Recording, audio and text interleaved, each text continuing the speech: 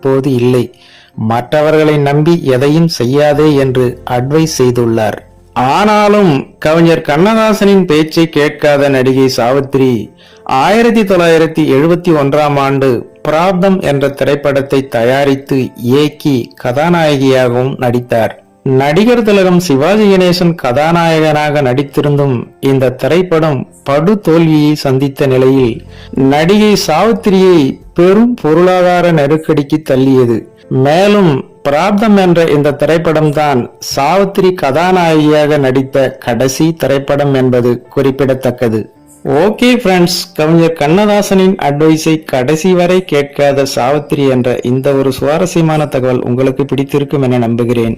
மேலும் இது போன்ற பல பிரபலங்களின் சுவாரஸ்யமான தகவல்களை பற்றி தெரிந்து கொள்ள நம்முடைய சேனலுக்கு உடனே ஒரு லைக் போட்டு சப்ஸ்கிரைப் பண்ணி சப்போர்ட் பண்ணுங்க. நன்றி, வணக்கம், வாழ்க தமிழ்.